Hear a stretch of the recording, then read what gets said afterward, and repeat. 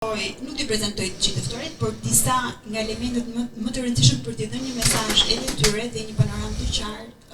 të çfarë përmban Vlora. Në ambientet e Art Gallery në Muradije u zhvillua një takim i veçantë me pjesëmarrjen e 20 studentëve nga Harvard dhe Massachusetts Institute of Technology, të cilët vinë nga fusha të ndryshme si edukimi, ligji dhe qeverisja, biznesi dhe teknologjia e informacionit. Në takim morën pjesë gjithashtu përfaqësues të institucioneve lokale dhe qendrore, përfaqësues të jetës akademike, qytetarë të spikatur dhe të rinj, duke krijuar një hapësirë të hapur dialogu dhe shkëmbimi idesh mbi zhvillimin, edukimin, inovacionin, qeverisjen dhe mundësitë e bashkëpunimit ndërmjet të rinjve, institucioneve dhe aktorëve të jetës publike. Takimi organizua me iniciativën e ministres dhe deputetes së qarkut të Vlorës, Eriona Ismaili, e cila theksoi rëndësinë e krijimit të hapësirave të tilla bashkëbisedimi, sidomos për të rinjt dhe për qytetet me potencial të madh zhvillimi si Vlora. Ky aktivitet është pjesë e një vizite traditore në Vlorë dhe Himar, gjatë së cilës grupi i studentëve do të zhvillojë një stër takimesh me Universitetin e Vlorës, kryetarin e Bashkisë Himar,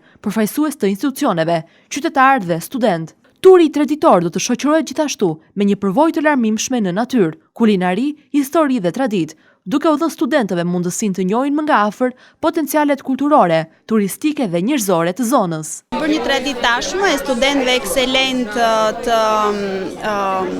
universiteteve më prestigjioze në botë, siç është MIT dhe Harvard, të cilët prej disa vitesh tashmë vizitojnë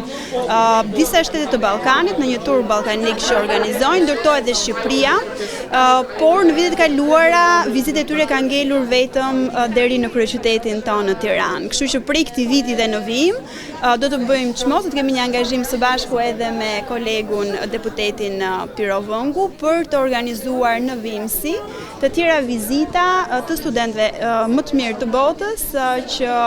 të vizitojnë Vlorën, të vizitojnë Shqipërinë përtej kryeqytetit me gjithë potencialin që shpalos në burime njerëzore, në natyrë, në tradita e gjithçka tjetër. Ministra dhe deputetja e Vlorës, Eriona Ismaili, flet edhe për impresionet e studentëve gjatë vizitës në Vlorë. Po edhe në bisedat që kemi bërë në ndërpersonale dhe siç u vurej gjatë bisedave të tyre gjatë takimit të sotëm, patjetër që janë të impresionuar për natyrën e Shqipërisë, për zhvillimin dhe potencialin zhvillimor që Shqipëria dhe qytetet caktuara sidomos ofrojnë, ndërto patjetër edhe Vlora,